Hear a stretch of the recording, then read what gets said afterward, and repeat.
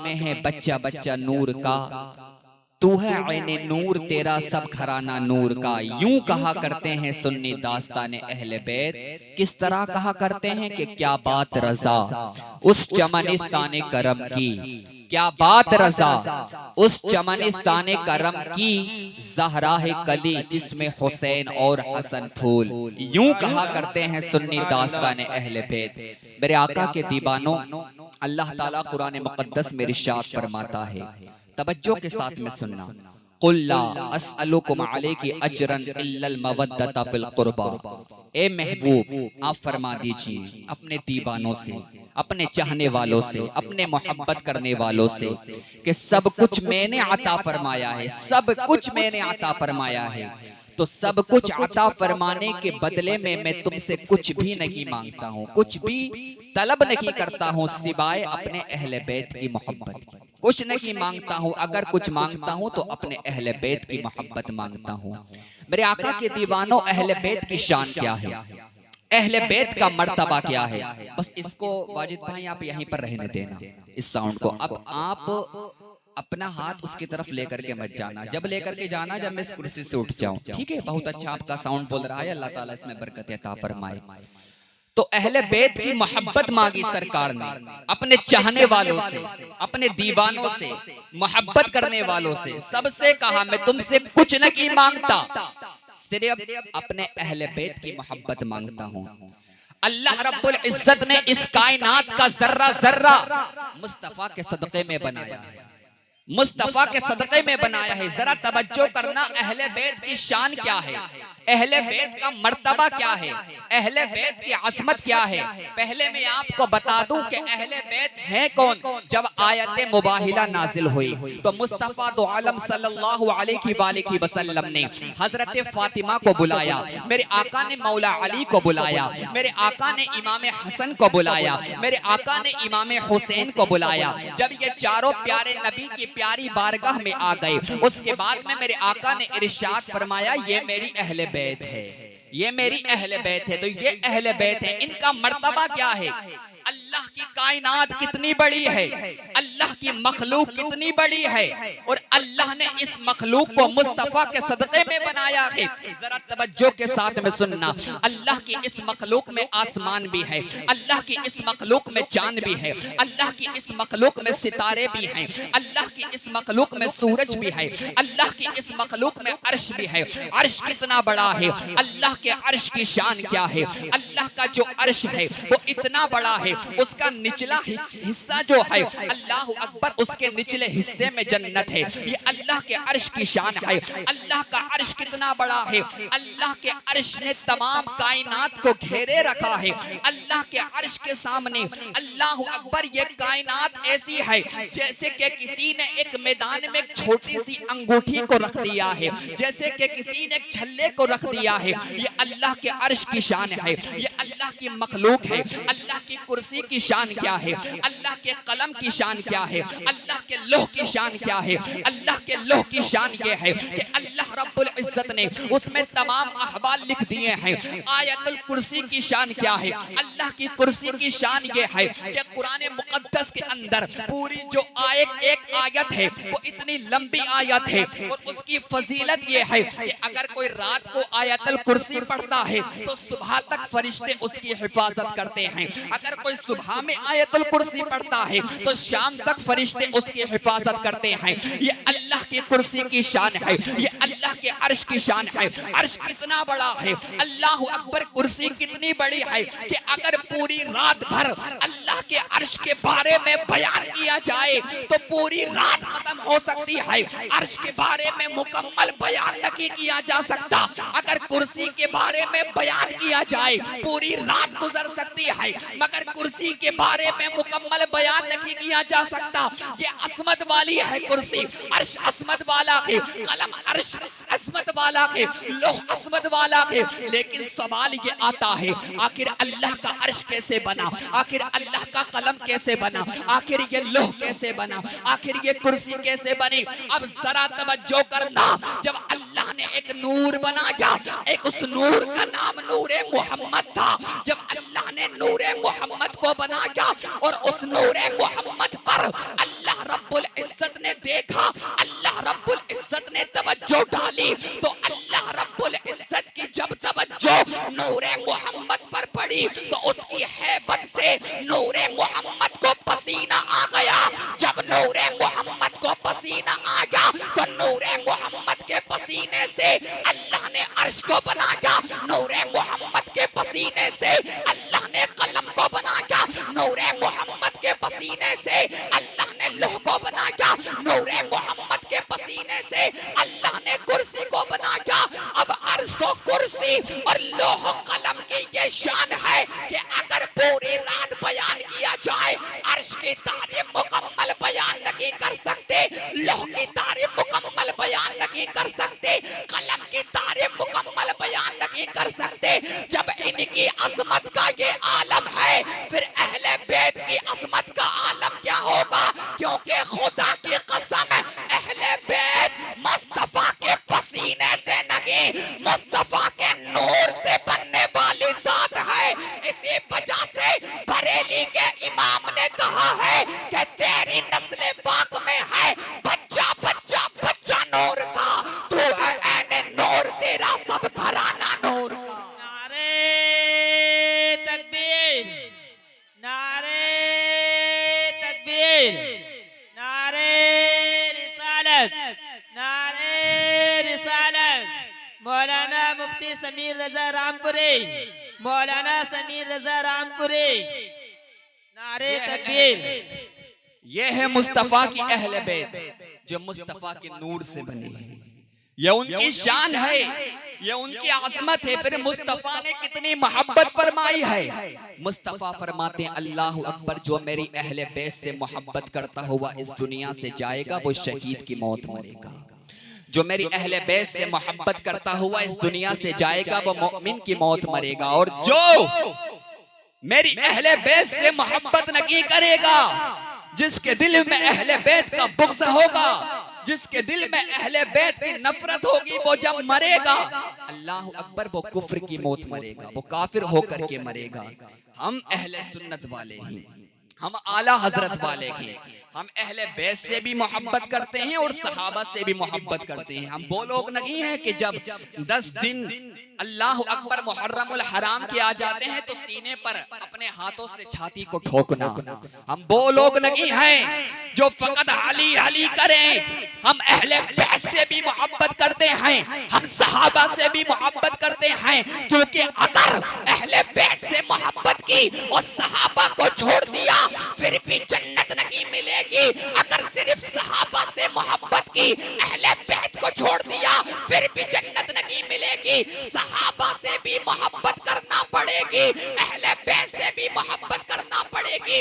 अब जो ये शिया राफ़िज़ी कुत्ते हैं ये अहले बैत की मोहब्बत का दावा करते हैं, अली की मोहब्बत का दावा करते हैं और अबू बकर की शान में गुस्ताखियां करते हैं, उमर फारूक आज़म की शान में गुस्ताखियां करते हैं और आका की एक हदीस पाक बयान करते हैं कि हम मौला अली को अबू बकर से इस वजह से अफजल मानते हैं, हम मौला अली को उमर फारूक आज़म से इस वजह से अफजल मानते हैं कि सरकार ने फरमाया है कल जब कयामत का दिन होगा, नफ्सी नफ्सी का आलम होगा, अल्लाह ताला जन्नत की चाबियां मौला अली के हाथों में देगा और अल्लाह ताला अली से फरमाएगा ए अली तुम्हें परमिशन है, जिसको चाहो जन्नत में ले जाओ और जिसको चाहो जन्नत से निकाल दो। तो अब ये शिया राफ़िज़ी कहते हैं कि अली के अंदर ये बाबर है कि अली जन्नत का टिकट बांटेंगे, अली जहन्नम का टिकट बांटेंगे, इस वजह से वो सबसे अफजल है। मगर मुस्तफा की हदीस भूल गए।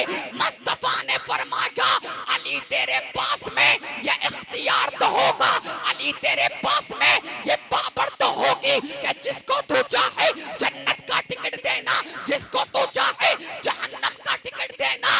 मगर अली खबरदार सबको जन्नत का टिकट दे देना, मगर अबू बकर का जो गुस्ताख हो उसको जन्नत का टिकट मत देना, जो उमर का गुस्ताख हो उसको जन्नत का टिकट मत देना। जन्नत का टिकट उसे ही देना जो अबू बकर की मोहब्बत की जमानत लेकर आए, जन्नत का टिकट उसे ही देना जो उमर की मोहब्बत की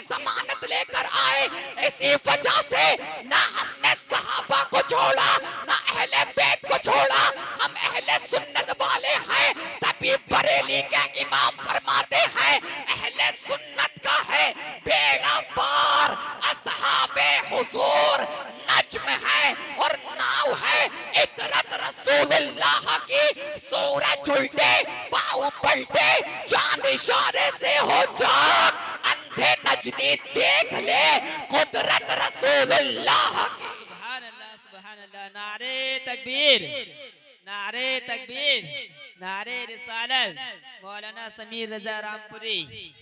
नारे तकबीर नारे रिसालत। ये अहले सुन्नत का अकीदा दे रहा हूँ, अहले सुन्नत का अकीदा। ना हमने अहले बैत को छोड़ा, ना हमने सहाबा को छोड़ा, सिर्फ आली आली करते रहो। सहाबा के बुक्स में, अबू बकर के बुक्स में, अमीर मुआविया के बुक्स में सिर्फ हुसैन हुसैन करते रहो। हजरत अबू बकर के बुक्स में जन्नत नहीं मिल सकती है, मुस्तफा की शफाअत नहीं मिल सकती। सहाबा से भी मोहब्बत करनी पड़ेगी, और जो सहाबा से भी मोहब्बत करते हैं, अहले बैत से भी मोहब्बत करते हैं, उसी को अहले सुन्नत कहते हैं, उसी को आला हजरत वाले कहते हैं। हमने ना कभी सहाबा को छोड़ा है, ना हमने कभी अहले बैत को छोड़ा है, और इनका दामन पकड़ के ही अल्हम्दुलिल्लाह अल्लाह की अता से कल जन्नत में जाएंगे। अल्हम्दुलिल्लाह। तो समझें, मेरी गुफ्तगू को समझने की कोशिश करें। मेरे आका के दीवानों, करबला को हम सुनते हैं, हम अहले बैत को सुनते हैं। कई सालों से हम करबला को सुन रहे हैं, जब से पैदा हुए हम करबला को सुन रहे हैं। आप भी सुनते हैं, हर जुमा को सुनते हैं। इमाम हुसैन की शहादत को आप सुनते हैं, हजरत अली असगर की शहादत को आप सुनते हैं, अली अकबर की आप शहादत को सुनते हैं, मौला अब्बास की शहादत को सुनते हैं। एक आरज़ा हो गया, हम करबला को सुनते आ रहे हैं, लेकिन कभी आपने करबला के मकसद को समझा कि आखिर करबला है क्या? ये करबला क्या है? आखिर करबला की जंग क्यों हुई? करबला की जंग की जरूरत क्यों पड़ गई? आखिर करबला क्यों हुई? मेरे आका के दीवानों, जब जंग होती है, जब इख्तिलाफ होता है, इख्तिलाफ जब होता है जब दो जात बराबर की हो। इख्तिलाफ जब होता है जब दो जात बराबर की हो। तो यजीद तो किसी भी एतबार से इमाम हुसैन के बराबर नहीं था। और एक बात याद रखना, इख्तिलाफ भी यजीद ने नहीं किया था, इख्तिलाफ भी इमाम हुसैन ने किया था। फिर इख्तिलाफ करने की वजह क्या थी? इमाम हुसैन ने इख्तिलाफ क्यों किया? क्या यजीद किसी भी एतबार से इमाम हुसैन से आला था? क्या यजीद किसी भी एतबार से इमाम हुसैन से अफजल था? नहीं नहीं नहीं, ऐसा नहीं हो सकता। क्या यजीद हुसैन में आला था? इमाम हुसैन जो उससे हुसैन की बुनियाद पर अल्लाह अकबर इख्तिलाफ करते। इख्तिलाफ कब होता है? हसद कब होता है? कि अगर किसी के पास में कोई चीज हो और मेरे पास में वो चीज नहीं है, इस वजह से सामने वाला इख्तिलाफ करता है, सामने वाला हसद करता है। इमाम हुसैन के पास में तो सब कुछ था, फिर इमाम हुसैन ने इख्तिलाफ क्यों किया? क्या हुसैन की बुनियाद पर इख्तिलाफ किया? नहीं नहीं, अल्लाह अकबर। अगर यजीद के हुस्न के बारे में मैं आपको बताऊं, यजीद का जिस्म तो बहुत ज्यादा मोटा था, और मुअर्रिखीन ने लिखा है उसके हाथों पर अल्लाह अकबर सूअर की तरह बाल थे। मैं जज्बाती नहीं हो रहा हूँ, उसके बारे में मैं आपको बता रहा हूँ कि यजीद का हुस्न तो ऐसा था, यजीद तो पलीद था, यजीद तो नापाक था, यजीद तो बदबख्त था। मगर आका हुसैन के हुस्न के बारे में क्या बयान करूं? आका हुसैन कितने हसीन थे, आका हुसैन कितने खूबसूरत थे। जब मुस्तफा का विसाल हो गया, मुस्तफा के विसाल के बाद में रात की तन्हाई में चंद सहाबा इमाम हुसैन के पास में आ जाते हैं। मौला अली कहते हैं, ए मेरे प्यारे दोस्तों, रात की तन्हाई में, रात के आलम में मेरे पास में आने की वजह क्या है? तो तमाम सहाबा कहते, मुस्तफा का तो विसाल हो गया है, मुस्तफा इस दुनिया से पर्दा फरमा चुके हैं, हमें मुस्तफा का चेहरा देखना है। मुस्तफा की याद आ रही है, मुस्तफा की याद तड़पा रही है। तो मौला अली कहते, मुस्तफा का चेहरा देखना है तो मेरे पास में क्यों आए हो? तो तमाम सहाबा का ये कहना होता, ए अली, हमें अपने बेटे हुसैन का चेहरा दिखा दो। जब हुसैन का चेहरा देख लेते हैं, हम समझ जाते हैं जैसे हमने मुस्तफा को देख लिया। क्योंकि अगर अल्लाह ने मुस्तफा के मुशाबा अगर किसी को बनाया है, अगर तस्वीर मुस्तफा अगर किसी को बनाया है, तो अल्लाह ने हसन और हुसैन को बनाया है। ये शान है अल्लाह, ये मर्तबा है। आप सुन रहे हैं, आपके समझ में आ रहा है ना? समझ में आ रहा है आपका? बोलता रहूं तो मोहब्बत से बोलें सुभान अल्लाह। जब आप बोलना बंद कर देंगे तो मैं भी बंद कर दूंगा। ये इमाम हुसैन की शान है, इतने हसीन थे तो हुस्न का तो कोई मुकाबला हो ही नहीं सकता। फिर इमाम हुसैन ने इख्तिलाफ क्यों किया? फिर इमाम हुसैन ने इख्तिलाफ क्यों किया? क्या नसब में, क्या हसब में यजीद इमाम हुसैन से आला था? नहीं, इमाम हुसैन के पास में तो जो नसब था यजीद उसका तसव्वुर भी नहीं कर सकता। इमाम हुसैन की माँ सैयदा तैयबा ताहिरा पाकिज़ा आबिदा खातून जन्नत हजरत फातिमा ज़हरा रज़ियल्लाहु ताला अन्हा, ऐसी माँ कायनात में किसी की नहीं है जैसी माँ हुसैन आज़म की है। क्या कोई उसका मुकाबला कर सकता है? इमाम हुसैन की अम्मी, इमाम हुसैन की माँ कितनी शान वाली, कितनी अजमत वाली कि सैयदा आयशा सिद्दीका फरमाती है, मैंने एक बार नहीं बार बार बार बार देखा है, एक बार नहीं बार बार देखा है कि जब जब सैयदा तैयबा सरकार की बारगाह में आती तो सरकार उनके इस्तकबाल के लिए खड़े हो जाते, आगे बढ़कर पेशानी को चूमते और पेशानी चूमने के बाद में अपनी जगह बिठाते।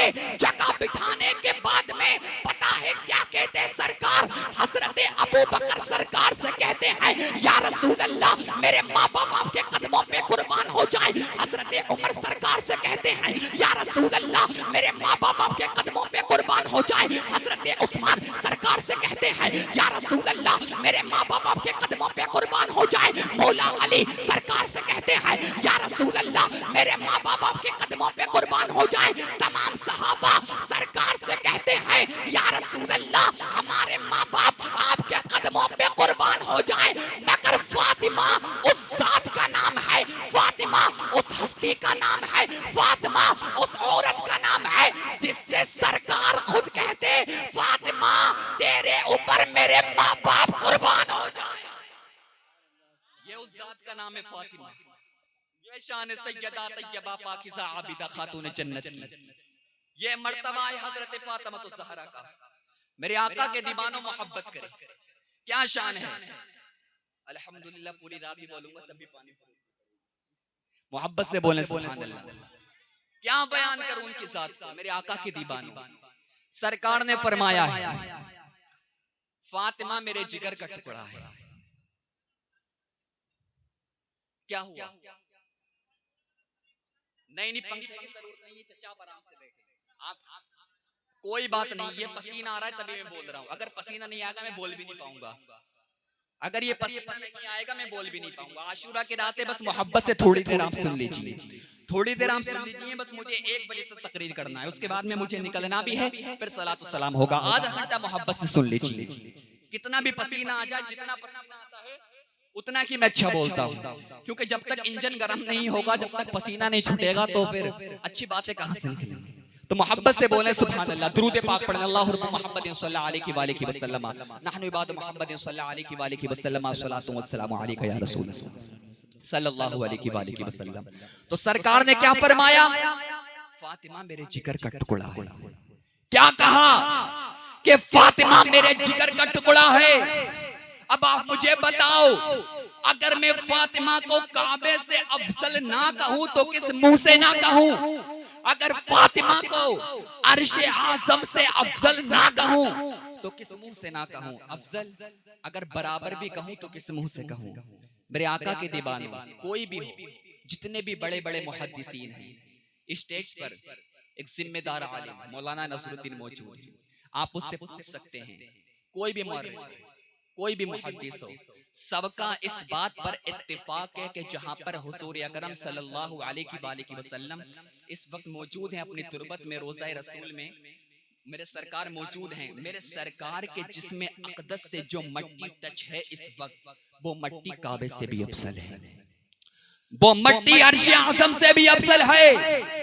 सरकार के रोजे की मट्टी काबे से अफजल, सरकार के रोजे की मट्टी अर्शे आज़म से अफजल, चांद से अफजल, सितारों से अफजल, शम्सो कमर से अफजल, बरको समर से अफजल, जिन्ना बशर से अफजल, हैवानात से अफजल, तमाम चीजों से अफजल है। तो आप मुझे बताओ, अगर सैयदा फातिमा को उनके बराबर कहो तो किस मुंह से कहो।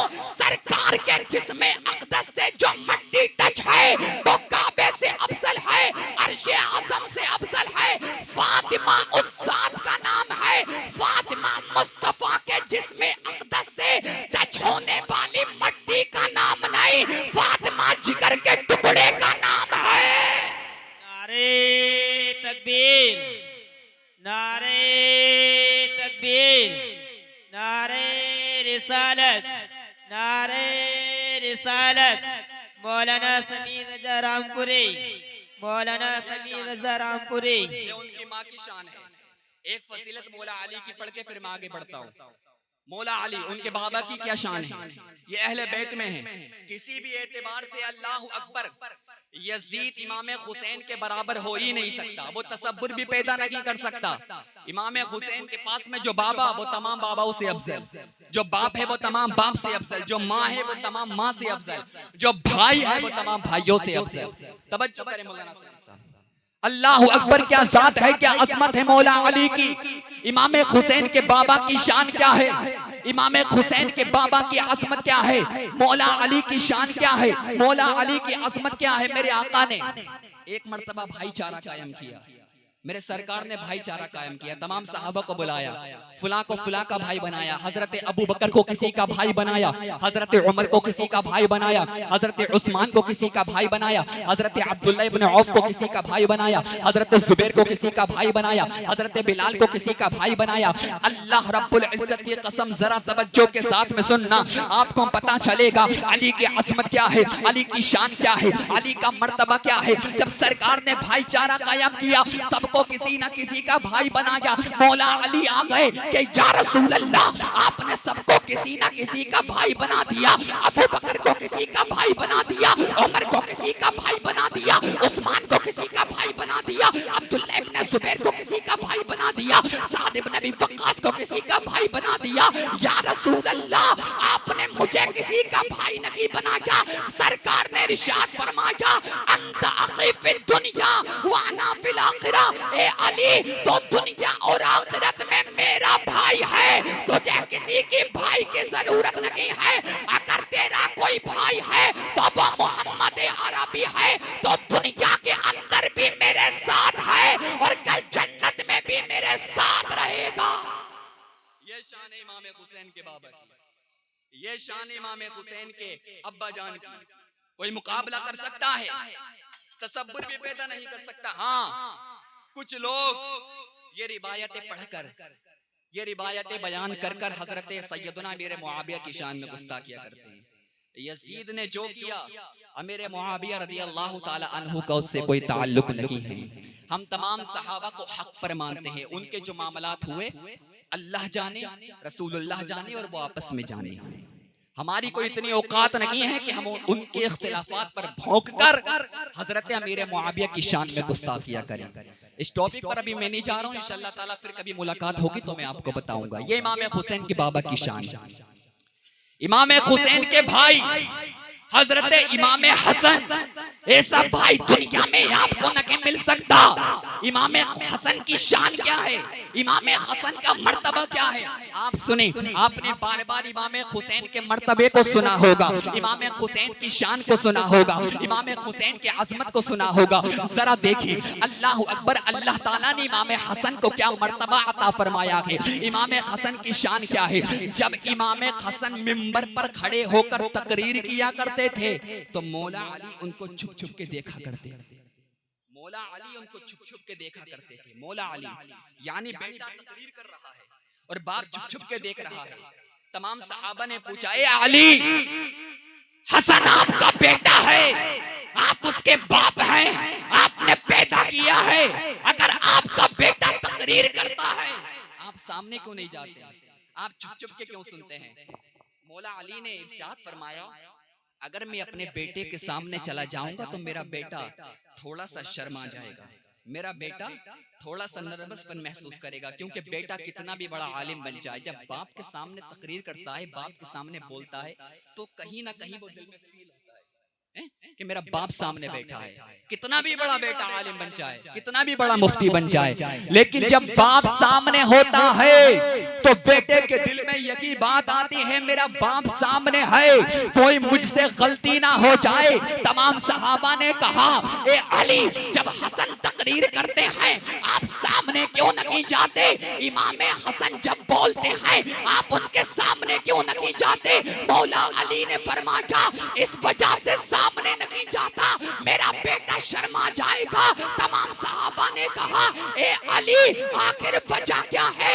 इमाम हसन जब तकरीर करते हैं आप सामने नहीं जाते। मौला अली ने फरमाया, जब मेरा बेटा तकरीर करता है, जब मैं उसके सामने नहीं जाता हूँ, उसके तकरीर को छुप छुप के सुनता हूँ, तो मेरे बेटे का चेहरा भी मुस्तफा की तरह हो जाता है, मेरे बेटे का लहजा भी मुस्तफा की तरह हो जाता है।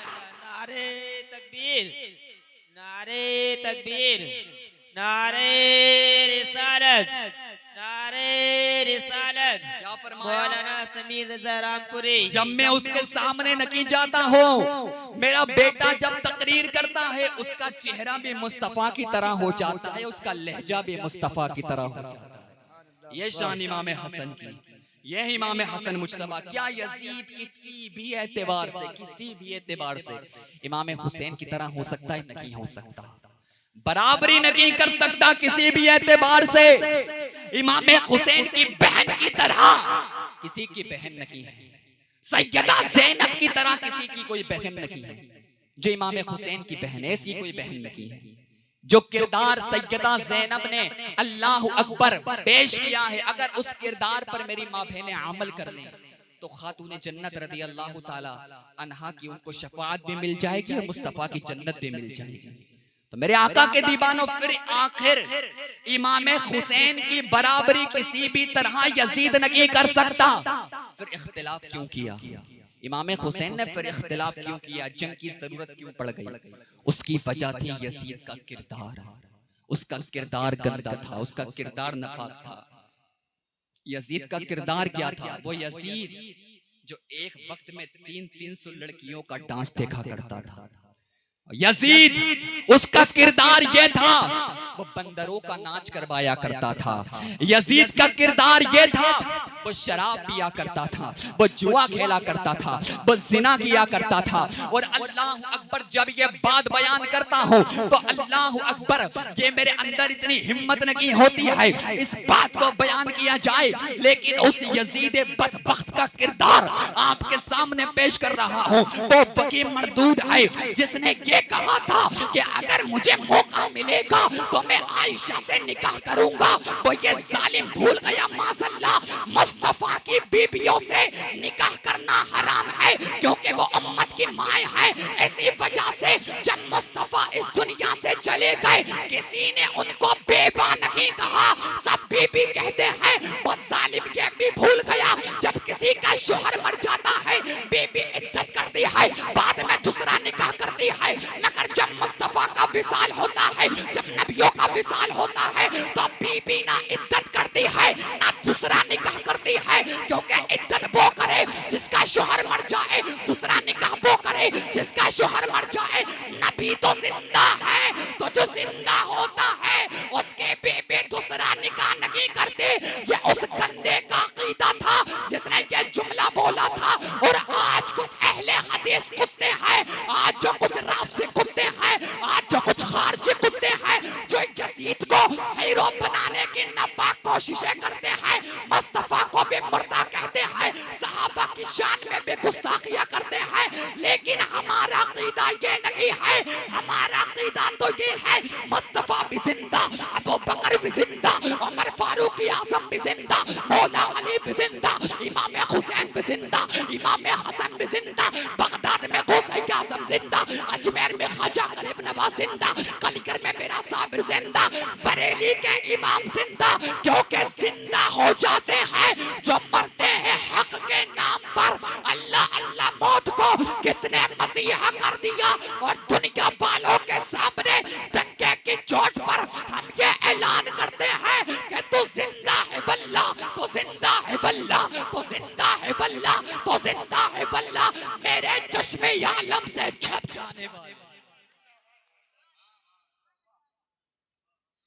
ये शान है अल्लाह, ये मर्तबा है। उस जालिम का किरदार ये था, उस जालिम का किरदार ये था, उस बदबख्त का किरदार ये था कि जिसने हजरत आयशा सिद्दीक़ा रज़ियल्लाहु ताला अन्हा की शान में गुस्ताखी की थी, जिसने हजरत सैयदना आयशा सिद्दीक़ा रज़ियल्लाहु ताला अन्हा की शान में बेअदबी की थी। अब अगर इमाम हुसैन उससे इख्तिलाफ नहीं करते तो क्या होता आपको मालूम है? शराब आम हो जाती। अगरचे आज भी आम इतनी हो चुकी है कि लोगों ने उसका रिकॉर्ड तोड़ दिया है। आज मुसलमान भी उस हद तक शराब पी रखे हैं जिसकी कोई अल्लाह ऊपर कोई गुंजाइश नहीं है, लेकिन हाल बहुत ज्यादा बुरा होगा। आप ये समझ लें। आप मुझे बताएं, इमाम हुसैन ने इन चीजों को रोकने के लिए अपने घर वालों को कुर्बान कर दिया। अब अगर कोई वो अमल करता है, वो फ़ैल करता है जो यजीद के अंदर थे, तो हम किसकी तरफ हैं? वो अपने दिल से पूछें। अगरचे मैं किसी को यजीदी कहने नहीं आया, कोई यजीदी हो भी नहीं सकता, अल्हम्दुलिल्लाह हम पक्के हुसैनी हैं, मगर अपना किरदार हुसैनियों की तरह बनाओ, यजीदियों की तरह ना बनाओ। किरदार इमाम हुसैन की तरह होना चाहिए। उसका किरदार पता है कितना गंदा था? अल्लाह अकबर। ये मक्कार जब हज करने के लिए गया था और जब ये मदीना पहुंचा, इमाम हुसैन को पता चला कि यजीद आया है, नाना के रोजे पर हाजिरी देने के लिए आया है, तो इमाम हुसैन उसके इस्तकबाल के लिए गए कि चलो यजीद हमारा मेहमान है, हम उसका इस्तकबाल करते हैं। जब उसके खेमे के पास में इमाम हुसैन पहुंचे और उसके खेमे के अंदर इमाम हुसैन ने कदम रखा तो बहुत ज्यादा बदबू की बदबू उसके खेमे के अंदर आ रही थी। इमाम हुसैन ने कहा, यजीद ये क्या हो रहा है? पूरे खेमे के अंदर बदबू ही बदबू आ रही है। उसके हाथों में शराब थी। उसने क्या कहा कि मैं दमिश्क का शरबत पी रहा हूं, दमिश्क का शरबत पी रहा हूं। इमाम हुसैन ने कहा, क्या आप हमें बच्चा समझते हैं? आप हमें बच्चा समझते हैं? क्या हमें शराब में और शरबत में क्या हमें फर्क महसूस नहीं है कि शराब क्या है और शरबत क्या है? ये यजीद का किरदार था। आज का हिंदुस्तान का मुसलमान चाहे कितना बड़ा गुनाहगार हो, आज इस भमोरी बुजुर्ग का मुसलमान कोई कितना बड़ा गुनाहगार हो, शराब पीता हो, जुआ खेलता हो, जिना करता हो, कितना भी बड़ा गुनाहगार हो, लेकिन अल्हम्दुलिल्लाह हम सबका ईमान है कि वो मदीने में जाकर तो शराब नहीं पिएगा, वो मक्का में जाकर तो शराब नहीं पिएगा। लेकिन ये काम अगर किसी ने किया है तो यजीद ने किया है। ये उसका अमल था। मेरे आका के दीवानों, आप देखें, ये उसका किरदार था। इसी वजह से इमाम हुसैन ने इख्तिलाफ किया कि अगर इख्तिलाफ अब नहीं किया जाएगा, अब अगर जंग नहीं की जाएगी, अब अगर यजीद को नहीं समझाया जाएगा तो शराब आम हो जाएगी, अल्लाह अकबर, जिना आम हो जाएगा, झूठ आम हो जाएगा। अल्लाह अकबर। यजीद वो बदबख्त इंसान था जिसने ये भी कहा था कि अगर इंसान अपने नफसानी ख्वाहिशात को अगर पूरा करना चाहे वो अपनी सौतेली माँ के साथ भी कर सकता है, माअज़ल्लाह, ये बदबख्त ने कहा था। इसी वजह से इमाम हुसैन ने इख्तिलाफ किया था, इसी वजह से इमाम हुसैन ने उससे जंग की थी। और इमाम हुसैन अल्लाह अकबर जंग में तो शहीद हो गए, मगर ये बात याद रखना, अली असगर का अल्लाह अकबर कुर्बानी तो जरूर हुई, हजरत अब्बास के बाजू तो जरूर कटे, हजरत अली अकबर को तो जरूर कुर्बान किया गया, इमाम हुसैन ने अपनी शहादत को तो जरूर पेश किया है। लेकिन खुदा की कसम, करबला के अंदर यजीद नहीं जीता था, करबला के अंदर हुसैन जीते थे। हुसैन का किरदार जीत गया था, हुसैन के वफादारों का किरदार जीत गया था। ऐसी वजह से आज मस्जिदों में अज़ानें हो रही है, ऐसी वजह से आज हमारे घरों के अंदर कुरान मौजूद है, ऐसी वजह से आज हम नमाज पढ़ रहे हैं। अगर आज मस्जिदों के मिंबरों पर अगर हम खड़े होकर नमाज पढ़ा रहे हैं तो ये हमारे बाप की वजह नहीं है, करबला के अंदर इमाम हुसैन के कुर्बानी की वजह है, कुर्बानी की वजह। लेकिन आज क्या समझते हैं? अल्लाह अकबर, क्या करबला के अंदर इमाम हुसैन मजबूर थे? माशाअल्लाह, क्या इमाम हुसैन अगर जंग करने के की इरादे से जाते कि मुझे जंग को ही जीतना है, यजीद की क्या औकात थी? यजीद की कोई इतनी हिम्मत थी? यजीदियों के अंदर कोई इतनी पावर थी? वो इमाम हुसैन के घर वालों से मुकाबला करते? और कुछ लोग जब करबला को बयान करते हैं, इमाम हुसैन को बेबस साबित साबित करने की नापाक कोशिशें करते हैं। खुदा की कसम, मेरा हुसैन ना कल बेबस था, ना करबला के अंदर बेबस था। वो मुख्तार का बेटा है, मुख्तार है। अब वो आला का बेटा है, वो आला है। इमाम हुसैन को किसी की जरूरत नहीं थी। अगर हुसैन आज़म को अगर किसी की जरूरत पेश आती, खुदा की कसम खा करके कहता हूँ, अगर एक पुकार लगा देते तो उहुद के मैदान से अमीर हमजा भी करबला में आ जाते। नारे तकबीर, नारे तकबीर, नारे रिसालत, नारे रिसालत। करबला की जंग, मसलके आला हजरत। करबला की जंग सिर्फ इस वजह से हुई है कि उसके किरदार को बताया जाए कि उसका किरदार कैसा था और इमाम हुसैन का किरदार कैसा था। वरना अगर जंग किरदार की नहीं होती, तलवार की जंग होती, और नहरे फुरात पर जो इमाम हुसैन के लिए पानी बंद किया गया, 3 दिनों तक पानी नहीं पिया, प्यासा रखा गया, अगर इमाम हुसैन चाहते तो पानी तो खुद चल करके आ जाता। पानी की जरूरत नहीं थी। मैं आपको बताता हूँ, जरा तवज्जो के साथ में सुनना। जब सैयदा सकीना को प्यास लगी, कहा चाचा अब्बास मुझे पानी चाहिए, मुझे पानी पीना है, मुझे प्यास लग रही है। चाचा अब्बास ने क्या किया? मशकीजा उठाया। मशकीजा उठाने के बाद में अपनी तलवार उठाई। तलवार उठाने के बाद में घोड़े पर सवार हुए। घोड़े पर सवार होने के बाद में 22,000 के लश्कर को चीरते हुए नहरे फुरात पर पहुंच गए। 22,000 के लश्कर को चीरते हुए नहरे फुरात पर पहुंच गए। अल्लाह अकबर, मशकीजे में पानी भरा। अब आप मुझे एक बात बताओ, सब बताओ दिल से, और इस बात को समझने की कोशिश करो। अगर 10-12 लोग सामने वाली दीवार के सामने खड़े हो जाएं और मैं आपसे कहूं कि उनको पछाड़कर, उनको मारकर आपको इस गांव से निकल करके जाना है, तवज्जो के साथ में सुनना। उनको पछाड़कर, उनको मारकर आपको इस गांव से निकल करके जाना है। आप उनके पास में गए, आपने उनसे झगड़ा किया, आपने उनसे मारपीट की, आप उनको मारकर वहां से चले गए।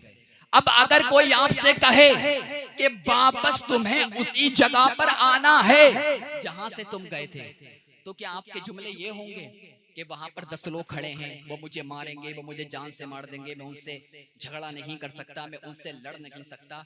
जो एक मर्तबा किसी इंसान को हरा दे, वो दोबारा उससे झगड़ा करे, उसको हराना आसान होगा या मुश्किल होगा? बताओ। आसान होगा ना, क्योंकि आपने एक मर्तबा पछाड़ा है, आपने एक मर्तबा हराया है। अगर आपकी किसी से जंग की जाए, आप उसको हरा दें, दोबारा दूसरी बार आपके अंदर डबल हिम्मत आ जाएगी कि अभी तो मैंने पछाड़ा है, अब मैं फिर से हरा दूंगा। लेकिन मुझे बताओ, जब अब्बास नहरे फुरात पर गए थे, क्या तब उनके बाजू कटे थे? तब उनके बाजू नहीं कटे थे। जब नहरे फुरात से वापस आ रहे थे, अब मुअर्रिख लिखता है, इमाम हजरत अब्बास ने अपने बाजू को कटाया, अपनी शहादत को पेश किया। ए मौला अब्बास, अगर बाजू कटाना था जाते हुए कटा देते, आते हुए क्यों कटाया? अब्बास की शुजाअत ने जवाब दिया, अगर जाते हुए अगर बाजू कटा देता, अगर जाते हुए अगर शहीद हो जाता, दुनिया कहती नहरे फुरात पर यजीदियों का कब्जा था। दुनिया वालों को बताना चाहता था, नहरे फुरात पर यजीदियों का कब्जा नहीं था, हुसैनियों का कब्जा था। अरे कोई महफिल से ही नारा लगा दो यार, माशाअल्लाह।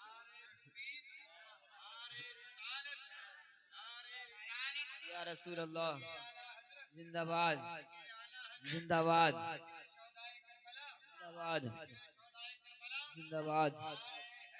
या अली, या अली। माशाअल्लाह, अल्लाहु जहाँ अकबर। बैठकर भी नकीब साहब अपना काम कर रहे हैं, अच्छा ही कर रहे हैं, अल्लाह ताला सलामत रखे। तो इमाम अब्बास की शुजाअत ने जवाब दिया, अगर नहरे फुरात पर जाते हुए अपने बाजुओं को कटा देता, दुनिया क्या कहती कि अब्बास पानी लेने गया था और अब्बास पानी नहीं ले सका, अब्बास ने बाजू कटा दिए, अब्बास शहीद हो गया, तो दुनिया वालों को पैगाम दिया, ये नहरे फुरात पर कब्जा यजीदियों का नहीं था बल्कि हुसैनियों का था। इस वजह से मशकीज़े में पानी भरा, अगर चाहता तो सबको दोबारा पछाड़ कर खेमे में पानी लेकर के आ जाता, मगर पानी क्यों लाता? क्योंकि पानी किसी को पीना नहीं था। पानी क्यों नहीं लाता? पानी पीना किसको था? और आपको बताता हूँ थोड़ा, और आपको बिल्कुल ही आपका जहन क्लियर हो जाएगा कि करबला में जंग पानी की जंग नहीं थी। करबला में जंग अल्लाह अकबर तलवार की जंग नहीं थी। जब हजरत इस्माइल अलैहिस्सलाम को प्यास लगी थी, हजरत हाजरा रदी अल्लाह ताला अन्हा सफा मरबा पर दौड़ रही है। तवज्जो करें, किसके लिए? पानी के लिए। इमाम हुसैन करबला के अंदर मौजूद है, इस बात को जहन में रखें। हजरत इस्माइल अलैहिस्सलाम को प्यास लगी। हजरत इस्माइल अलैहिस्सलाम ने क्या किया? अपनी एड़ियों को रगड़ा। क्या निकल करके आया? सब आप जानते हैं, आपने बार बार सुना होगा, आबे ज़मज़म निकल करके आ गया। क्या निकल करके आया? आबे ज़मज़म निकल करके आ गया। हजरत इस्माइल अलैहिस्सलाम को जब प्यास की शिद्दत हुई, अपनी एड़ियों को रगड़ा, अल्लाह अकबर, आबे ज़मज़म निकल करके आ गया। अब आप देखो करबला के अंदर, आप पूछ लेना उलमा इकराम से, आप पूछ लेना मुफक्किर इस्लाम से, आप पूछ लेना अपने इमामों से, हजरत अली असगर को खेमे के अंदर कोई भी ये नहीं कह सकता कि हजरत अली असगर को जमीन पर लिटाया। कोई भी इस बात को साबित नहीं कर सकता। कभी हजरत अली असगर 6 माह के हैं, कभी शहरबानों की गोद में, कभी हजरत रुबाब की गोद में, कभी इमाम हुसैन की गोद में, कभी हजरत अब्बास की गोद में, कभी अली अकबर की गोद में, कभी हजरत कासिम की गोद में, कभी किसी की गोद में, लेकिन जमीन पर नहीं लिटाया गया। आखिर ए आका हुसैन, आखिर अली असगर को खेमे के अंदर बिस्तर लगाकर जमीन पर क्यों नहीं लिटाया गया? तो हुसैन की शुजाअत ने जवाब दिया, अगर अली असगर को जमीन पर लिटा देता तो खुदा की कसम करबला के अंदर आबे ज़मज़म नहीं, आबे कौसर निकल आता। नारे तकबीर, नारे तकबीर, नारे रिसालत, नारे रिसालत, मौलाना समीर रजा रामपुरी, नारे इस वजह से तकबीर। लिटाया क्योंकि अगर इब्राहिम अलैहिस्सलाम के घर का बच्चा अगर अपनी एड़ियों को रगड़े, आपे ज़मज़म निकल के आ जाए, तो अगर मुस्तफा के घर का बच्चा अगर अपनी एड़ियों को रगड़ेगा तो आपे ज़मज़म और आपे कौसर क्यों नहीं निकलेगा? जरूर निकल करके आता। पानी पीना नहीं था, पानी पीना नहीं था, इसी वजह से जमीन पर नहीं लिटाया। और पानी अगर इमाम हुसैन के ज़बान अक़दस से एक जुमला निकल जाता कि मुझे पानी चाहिए, खुदा की कसम पानी के चश्मे जारी हो जाते।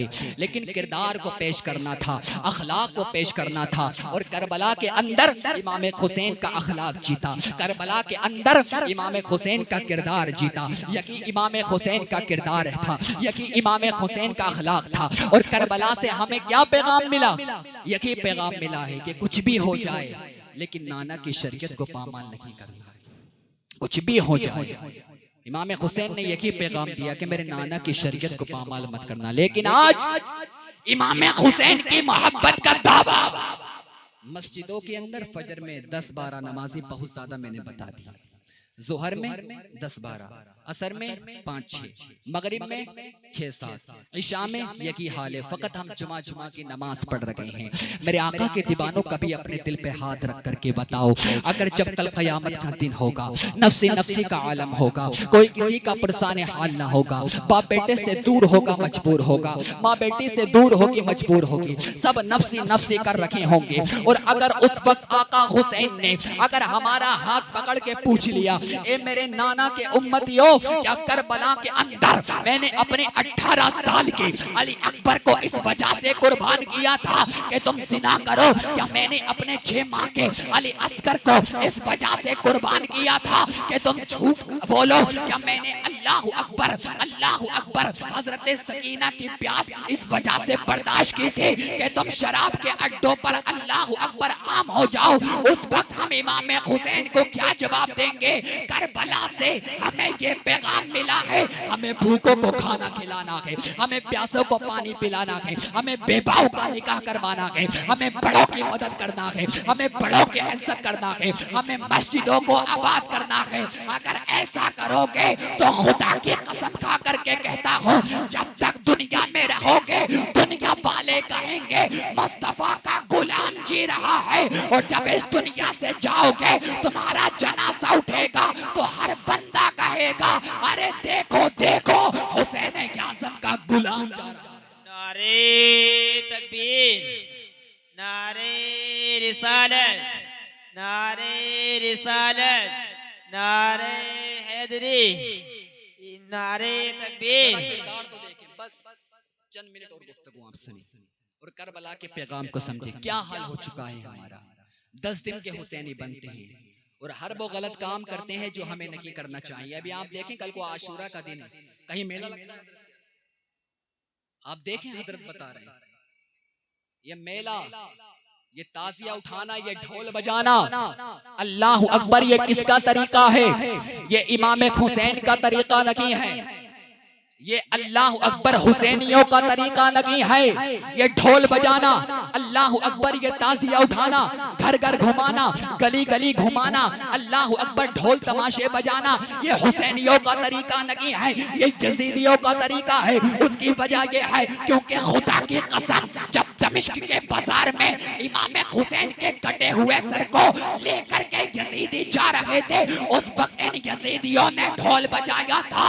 तो ढोल बजाना ये हुसैनियों का तरीका नहीं है, ये यजीदियों का तरीका है, हुसैनियों का तरीका है। जब आशूरा का दिन आ जाए, आशूरा के दिन का रोजा रखा जाए, जब आशूरा की रात आए, तमाम रात अल्लाह के इबादत की जाए। अगर कोई बीमार है उसके इबादत के लिए जाया जाए, अगर कोई परेशान है उसके परेशानी को दूर किया जाए, अगर कोई मुसीबत में है उसके मुसीबत को दूर किया जाए। ढोल बजाना ये यजीदियों का तरीका है और भूखे को खाना खिलाना ये हुसैनियों का तरीका है।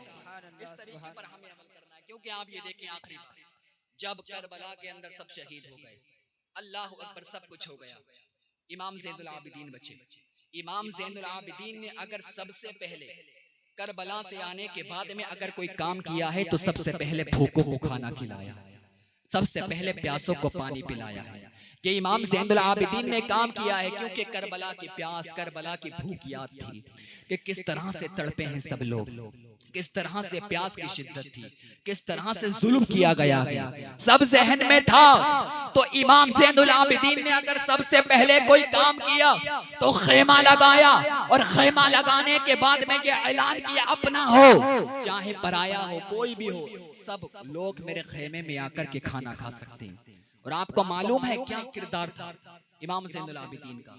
जब मुख्तार सकफी ने एक एक करके कातिलाने हुसैन को ढूंढना शुरू किया और सबको मारना शुरू किया, सबको अल्लाह अकबर कत्ल करना शुरू किया, तो एक इमाम हुसैन का कातिल जिसने आका हुसैन के सीने पर खंजर चलाया था, वो भागता हुआ चुपके इमाम ज़ैनुल आबिदीन के खेमे में आ जाता है। खेमे में आ गया, जरा तवज्जो के साथ में सुनना। इमाम ज़ैनुल आबिदीन ने उसको देखा, उसने इमाम ज़ैनुल आबिदीन को देखा, इमाम ज़ैनुल आबिदीन ने देखा, देखने के बाद में चले गए। बड़ा खुश हुआ कि लगता है इमाम ज़ैनुल आबिदीन ने मुझे पहचाना नहीं, लगता है इमाम ज़ैनुल आबिदीन ने मुझे पहचाना नहीं। इमाम ज़ैनुल आबिदीन ने कहा, इनको खाना खिलाया जाए, इनको पानी पिलाया जाए। इमाम ज़ैनुल आबिदीन के खैमे में हुसैन का कातिल मौजूद है, जिसने हुसैन के सीने पर खंजर चलाया, वो मौजूद है। और इमाम ज़ैनुल आबिदीन क्या कर रखे हैं? अल्लाह अकबर खाना खिला रखे हैं, उसको पानी पिला रखे हैं। अब उसने क्या सोचा, लगता है इमाम ज़ैनुल आबिदीन ने मुझे पहचाना नहीं, अब एक काम करता हूँ, जल्दी से इस खैमे से चला जाता हूँ। अगर ऐसा हुआ ना कि इमाम ज़ैनुल आबिदीन ने मुझे पहचान लिया तो मुझे कत्ल कर दिया जाएगा, मुझे जान से मार दिया जाएगा। अगर उन्होंने मुझे पहचान लिया, अब जैसे कि वो जा रहा था, इमाम ज़ैनुल आबिदीन ने रोक लिया। अब वो दिल में सोच रहा है, लगता है मुझे पहचान लिया गया है, अब मुझे कत्ल कर दिया जाएगा। लेकिन इमाम ज़ैनुल आबिदीन ने इरशाद फरमाया कि जब हमारे खैमे में कोई मेहमान आता है, उसको ऐसे भेजा नहीं जाता है, उसको नजराना भी दिया जाता है। नारे तकबीर, नारे तकबीर भी दिया जाता है, ऐसे नहीं भेजा जाता है। अल्लाह अकबर। जब इतना सुना, कहने लगा, ए ज़ैनुल आबिदीन, लगता है आपने मुझे पहचाना नहीं। अगर पहचान लेते खाना ना खिलाते, अगर पहचान लेते पानी ना पिलाते, अगर पहचान लेते नजराने की बात ना करते। इमाम ज़ैनुल आबिदीन ने इरशाद फरमाया, तो क्या समझता है मैंने तुझे पहचाना नहीं? मैं तुझे जानता भी हूँ और पहचानता भी हूँ। कल जब तो मेरे पापा के सीने पर चढ़कर खंजर चला रहा था, मैं तुझे जब भी जानता था। आज तो मेरे खैमे में आया है, मैं तुझे आज भी जानता हूँ। कहने लगा, बाप के कातिल को खाना खिला रहे हो। इमाम ज़ैनुल आबिदीन ने कहा, तूने मेरे पापा के सीने पर खंजर चलाया, वो तेरा किरदार था। बाबा के कातिल को खाना खिलाया, ये हुसैन के बेटे का किरदार है। बाबा के कातिल को खाना खिलाया, ये हुसैन के बेटे का किरदार है। तो मेरे आका के दीवानों, कोई भी हो, ये पैगाम दिया है, सबको खाना खिलाना है। अगर कोई प्यासा है, अल्लाह अकबर, तो उसको पानी पिलाना है। अगर आपके मोहल्ले में कोई बेबा है तो उसका निकाह करवाना है, इमामों से मोहब्बत करना है। यही पैगाम करबला का है। मेरे आका के दीवानों, मेरे आका हुसैन की नाना की शरीयत को पामाल मत करो। इज्जतें देने वाला अल्लाह ताला है, असमतें देने वाला अल्लाह ताला है। चंद सिक्कों के खातिर अल्लाह अकबर ऐसे काम मत करो जिससे मेरे सरकार नाराज हो जाएं, जिससे आका हुसैन नाराज हो जाएं, जिससे हजरत अली अकबर नाराज हो जाएं। इज्जतें देने वाला अल्लाह ताला है, असमतें बुलंद करने वाला अल्लाह ताला है, बुलंदी देने वाला अल्लाह ताला है। अल्लाह खुद फरमाता है, वलिल्लाहिल इज्जतु वलिरसूलिही वलिलमुमिनीन। इज्जत अल्लाह के लिए है, इज्जत उसके रसूल के लिए है, इज्जत मोमिनों के लिए है। पक्के मोमिन बन जाओ, तुम्हारे लिए इज्जत है। पैसे की बुनियाद पर इज्जत नहीं है, माल की बुनियाद पर इज्जत नहीं है, हुकूमत की बुनियाद पर इज्जत नहीं है। क्योंकि अगर माल की बुनियाद पर इज्जत होती तो ये यजीद इज्जतदार होता। अगर हुकूमत की बुनियाद पर इज्जत होती तो कारून इज्जतदार होता, ये फिरऔन इज्जतदार होता, ये नमरूद इज्जतदार होता। मगर तारीख गवाह है, ये इज्जत ना कमा सके, क्योंकि फिरऔन के पास में बादशाहत तो थे मगर अल्लाह का बागी और गद्दार था। नमरूद के पास में हुकूमत तो थे मगर अल्लाह का बागी और गद्दार था। लेकिन मेरा हुसैन करबला के अंदर प्यासा रहकर, भूखा रहकर इतनी इज्जत कमा कर गया, इतनी इज्जत कमा कर गया कि आसमान का सूरज निकलता बाद में है, पहले हुसैन की इज्जत बयान करता है। आसमान के सितारे तुलो बाद में होते हैं, पहले हुसैन के इज्जत बयान करते हैं। कुरान का 12 हुसैन की इज्जत बयान करता है कि हुसैन को इज्जत कैसे दुनियादार ने नहीं दी है, बल्कि परवरदिगार ने दी है। जैसे अल्लाह इज्जत दे, उसे कोई जिल्लत नहीं दे सकता, क्योंकि फानूस बन के जिसकी हिफाजत हवा करे, वो शमा क्या बुझे जिसे रोशन, वो शमा क्या बुझे जिसे रोशन खुदा करे। तो अगर इज्जतें तलाश करना है मेरे आका की दीवानों, जो आपके गांव के बड़े लोग हैं उनके दरबार में मत जाओ, उनके आगे जाकर के भीख मत मांगो। ये मत सोचो कि अगर किसी बड़े से अपना राब्ता कायम करेंगे तो हम ज्यादा इज्जतदार हो जाएंगे। इज्जतदार अगर होना चाहते हो तो 5 वक्त अपनी पेशानी को सजदे में रखो, अल्लाह ताला पूरी दुनिया के अंदर आपको इज्जतदार बना देगा। अल्लाह रब्बुल इज्जत की बारगाह में दुआ करता हूँ, अगर गुफ्तगू के दरमियान